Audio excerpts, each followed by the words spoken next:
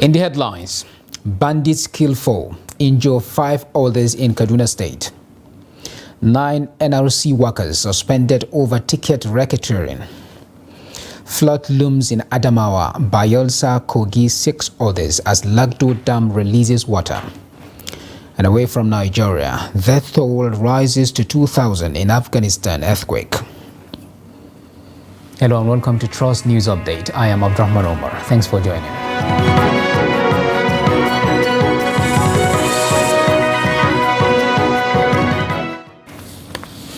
And now we begin. Bandits have invaded Angwar-Dandali in Zaria local government area of Kaduna State, killing 4 people and injuring 5. Confirming the incident, the village head of the area, Sunusi Yusuf, said the suspected bandits struck on Friday night, shooting sporadically.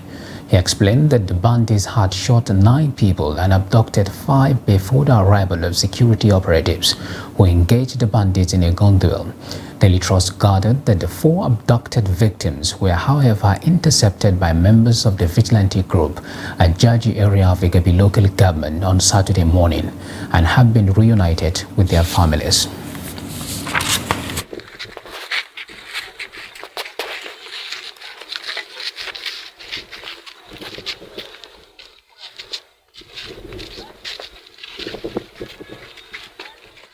Allahu Akbar.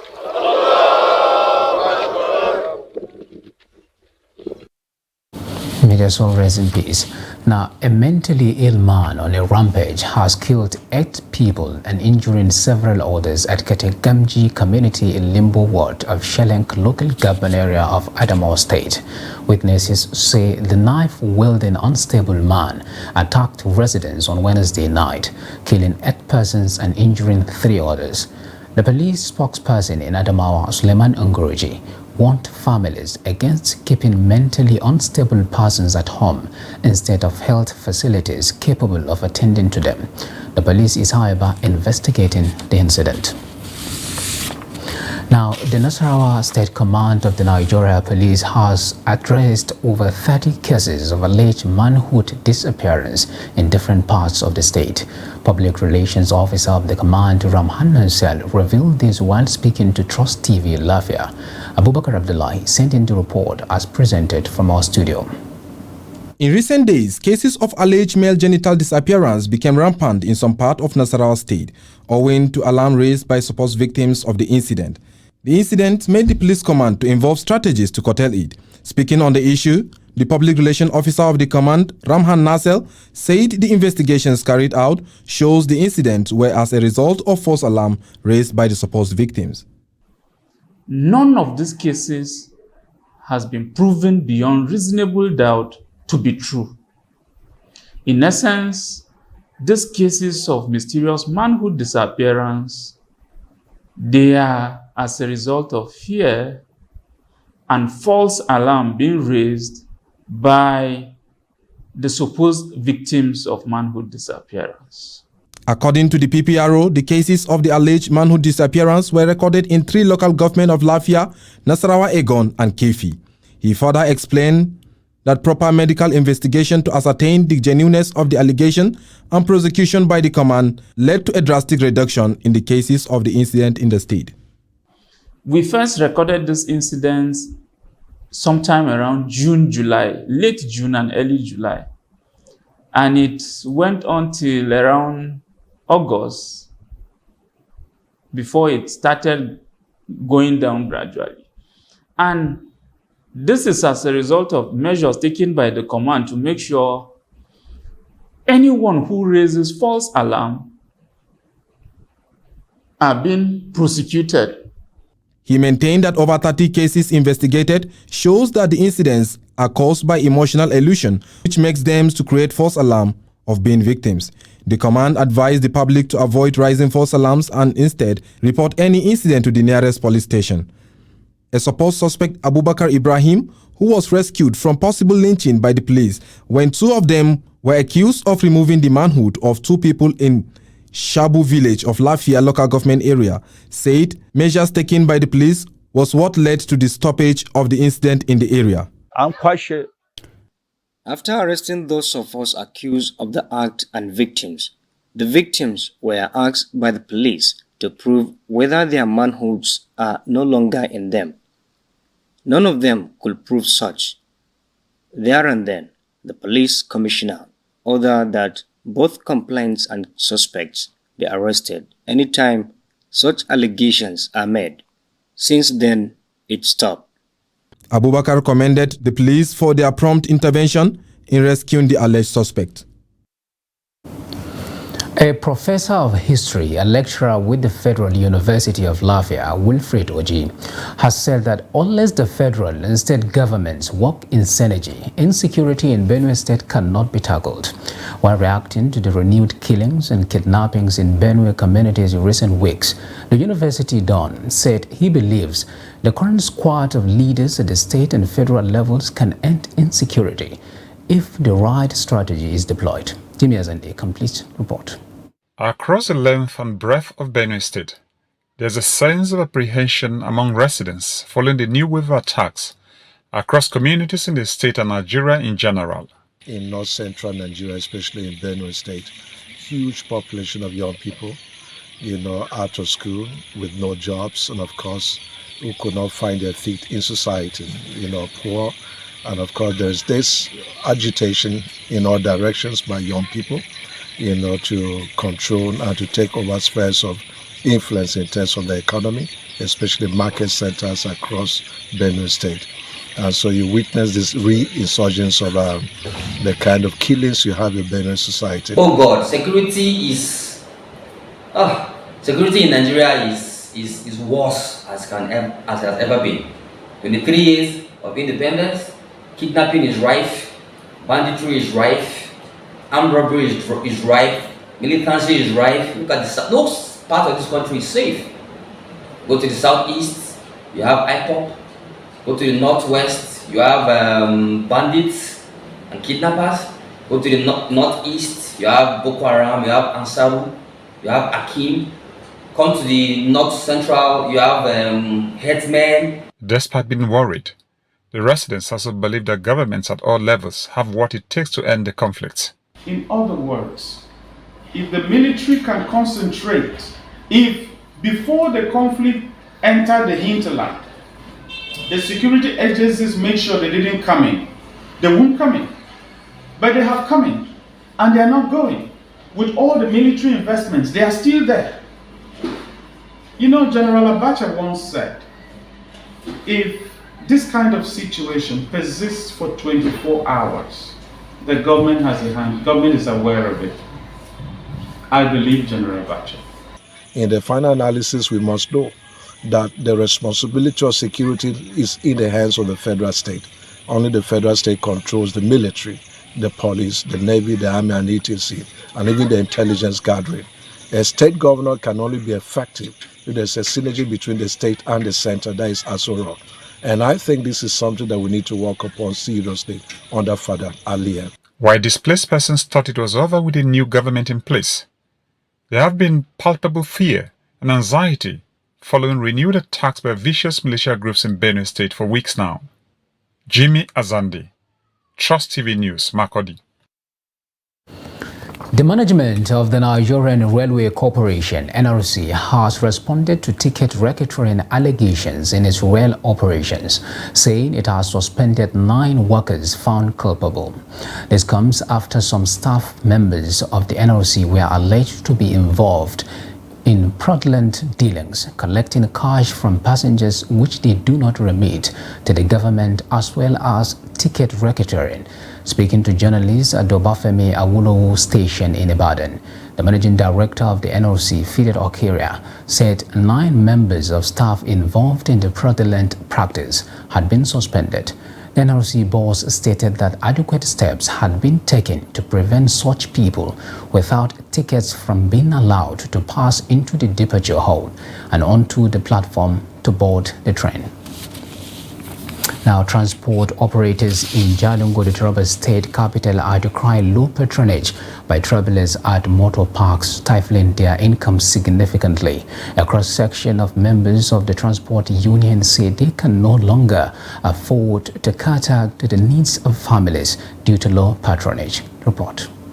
Following the implementation of fuel subsidy removal at the beginning of the present administration of the President Bola Ahmed Tinubu, the prices of everything began to increase day by day, particularly transport fares within the state.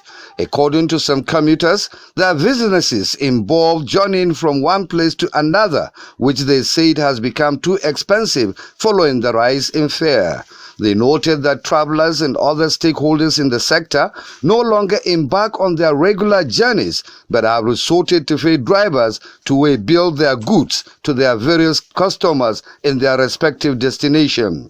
Johanna Samuel, Irati Sadi, and Abubakar Sadiq Muhammad are some of the commuters who interact with Trust TV.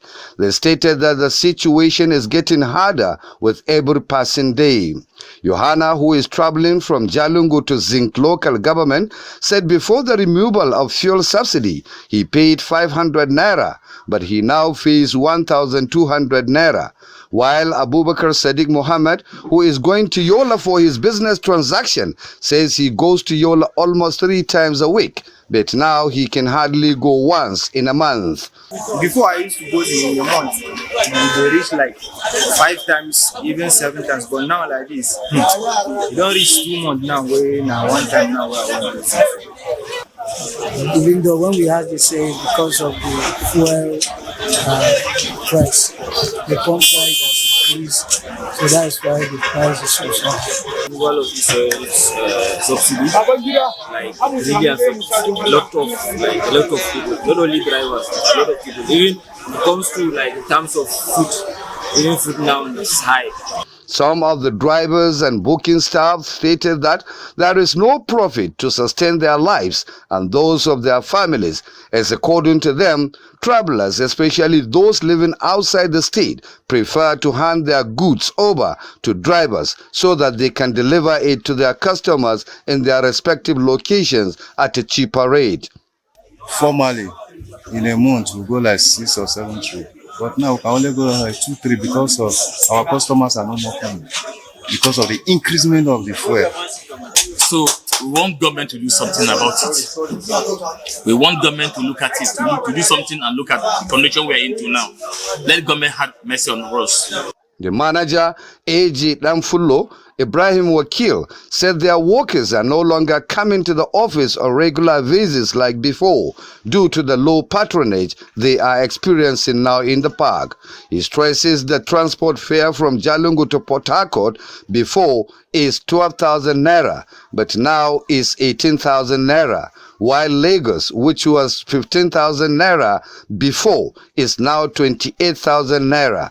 And while Kano is 10,000 naira as against the previous 4,500 naira.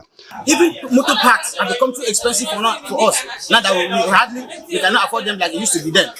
Why? Because if any sector you go to, they will tell you that this increment in fuel, so everything is affecting them too. So now everything has become times 2.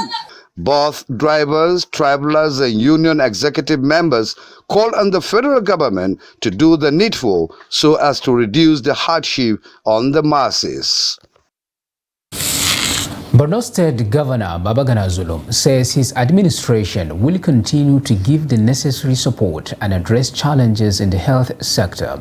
Governor Zulum gave the assurance when the Minister of Health and the management team of the University of Maiduguri Teaching Hospital paid him a visit at the government house in Maiduguri. Zulum, while recounting the achievements of his administration to include construction and equipping of 200 primary and post-primary health centers with medical facilities, said with 3 professors in charge of the health sector, he is confident that the sector will be repositioned for the good of the people in the state.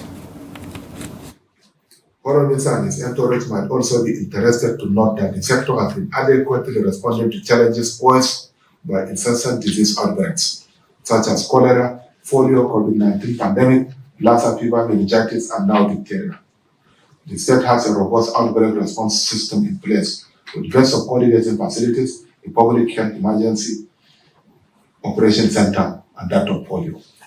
It is pertinent to mention here that the state cannot do all this alone without acknowledging the supports from the Federal Ministry of Health. National Primary Healthcare Development Agency, National Center for Disease Control and partners. The collaborations have been very remarkable, and we can only crack for more supports.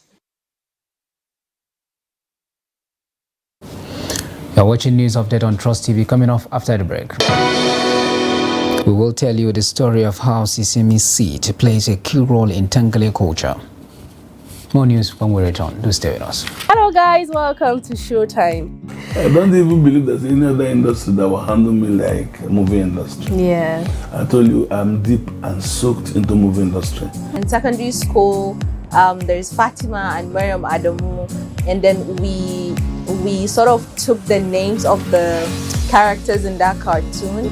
I think entertainers themselves need to wake up and smell the coffee and say, diversification is the way to go. Yes, you can sing or make great beats or act in a film, but what else can you do? I became one of the best makeup artists in Nigeria. I won AMA Award Best Makeup Artist. Do you think we are a lot of food? When I talk to you, you start straight. Attention!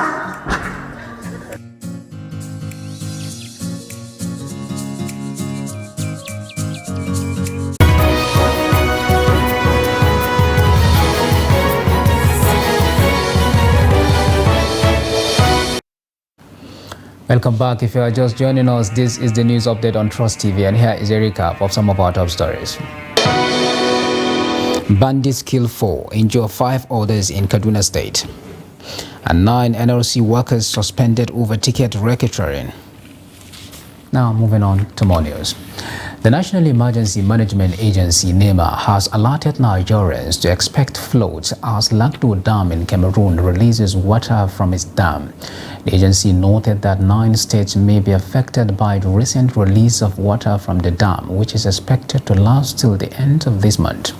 This was disclosed by the Director General of NEMA, Mustafa Ahmed, while giving an update on the release of water from Lagdo Dam and consequential flooding of communities along the banks of River Benue. The states to be affected are Adamawa, Taraba, Benue, Nasarawa, Kogi, Anambra, Edo, Delta and Bayelsa states, respectively. Ahmed said the recent release has led to the displacement of communities and could lead to the destruction of crops and other infrastructure. The agency therefore cautioned authorities of state and local governments along rivers Niger and Benue Basin areas to immediately activate their emergency response plans to avert potential damage and losses that will arise due to the flooding of communities. NEMA promised to give further updates as it expects to receive updates from the Nigeria Hydrological Services Agency, NESA, NIMET NEMA Operations Office in Yola, Adamawa State, and from state emergency agencies of the frontline states. Now, traditional norms and values are elements that shape each tribe, providing a unique identity for people. The culture of Tangale tribe in Gombe State mandates men to give 1.5 bag of sesame seeds as part of the dowry before any marital relationship can be validated in the community. Trustee Base Ibrahim Ismail meets a couple who shared their experience of the practice. Take a look. Sesame is an important commodity in Tangale tribe. Hence, young men who intend to marry must present at least a bag of it as part of the dowry, which includes 2 goats and chickens. 35-year-old Ali Kadri married in 2011. He recalls cultivating sesame, which he proudly presented to his love. I farm the sesame for myself. That's why I told you that if you did not farm the sesame for you having the farm and you didn't farm it for yourself, you didn't show that you are ready to get married.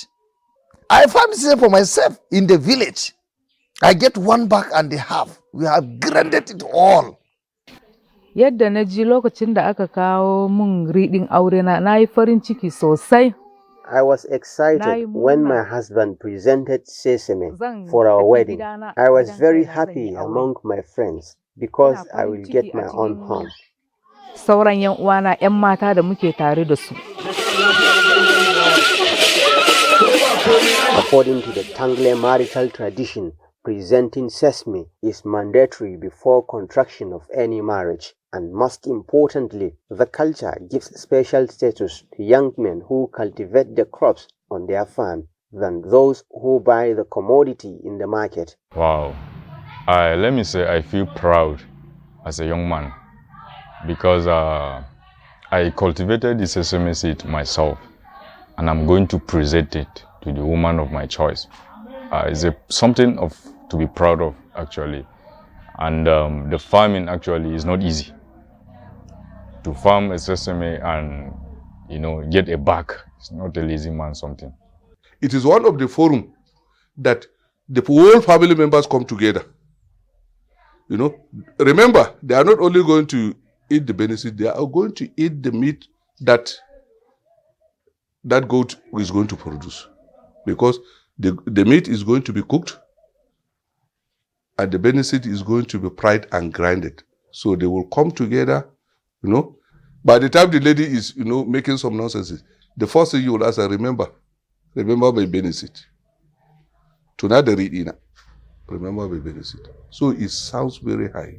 The inclusion of sesame as part of the dowry in Tangle community makes the seed more valuable in the market, with 100 kg bag of the crop selling for above 100,000 naira.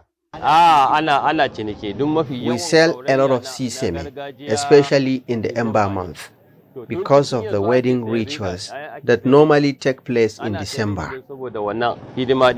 But no matter how expensive the price of sesame is, the seed remains part of the dowry of Tangle people, which they pledge to uphold. Ibrahim Ismail, Trust TV News, Gombe. The hazy weather witnessed last week in Borno State affected flights at the Maiduguri International Airport, as some passengers could not be flown to their destinations. But a few days later, the hazy weather, which looked like the onset of Harmattan, was washed off by rains. Some air passengers in Maiduguri shared their experience with Bitrus Kurezi. Report. The hazy weather which happened in Maiduguri metropolis last week did not just affect residents and motorists' visibility and ability to navigate around town, but also impacted the health status of some people. The Harmattan-like weather came with some health problems like respiratory issues, conjunctivitis, and some level of unease for asthmatic patients. It didn't also spare flight schedules at the Maiduguri International Airport, as 2 flights were delayed for hours while others were cancelled. Some of the passengers who booked for air trips shared their experience with Trust TV. When I heard that, initially my first thought was there was going to be a lot of turbulence. The pilot is going to have to maneuver a lot of those cloudy weather, but thankfully our pilot was experienced, and we had like a smooth ride. A slight delay, but it was a smooth one for me. I'm an asthmatic patient, so for me it's kind of a little bit hard. I don't know about others, but for myself, you have to put some Vaseline on my nose so that to prevent all the dust from affecting me. They just tell us about the condition of the weather, but it doesn't. They told us that it's not affecting us from landing, and there's nothing that will happen. That's it. That we come. They just tell us about the degree Celsius of both Maiduguri and Abuja, and then we are here calmly. Everything is just cool. It just came like this. Nobody expected that. We just woke up with the dusty weather, and suddenly the rain just fell. So this is something that happened for once. Since I know myself, I've never seen such kind of thing. So yeah, the experience was terrible because I have a business meeting to attend here, which it affected my business for that day. Fortunately, they have to even forward the business meeting till this week. That is why even I was able to come today to attend the meeting, because of the bad weather we have passed through. Yes, it affected me seriously. It affected my business. There is no doubt that the change of weather experienced in some parts of the country is connected to climate change. Many residents pray that while the changes happen, it should not cause discomfort for them. Bitrus Kuruti, Trust TV News, Maiduguri. And on the international scene, the death toll from powerful earthquakes in western Afghanistan is estimated to be 2,000 people, a senior Taliban leader has said, adding that the toll might further go up in one of the deadliest quakes to hit the country in 2 decades. Sohail Shaheen, the Taliban spokesperson based in Qatar, said that many people are missing and rescue operations are underway to recover people trapped in debris in the wake of magnitude 6.3 earthquake in Herat province. The multiple quakes on Saturday hit 40 kilometers, about 24 miles northwest of the city of Herat at about 11 a.m. on Saturday. With one measuring magnitude 6.3, the U.S. Geological Survey said strong aftershocks were felt in the neighboring Bakir and Farah province.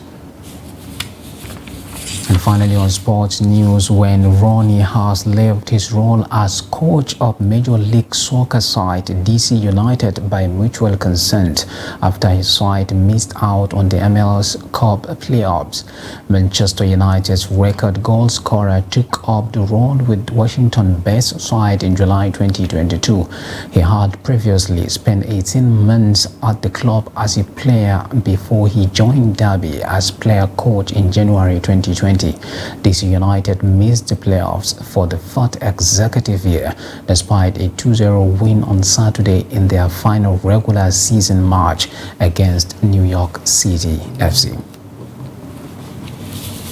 And with that, we have come to the end of the Trust News Update. Do not forget to follow us across all our media platforms and to join our YouTube live stream for more news programs and documentary. I am Abdurrahman Omar. Thanks for watching. Bye for now.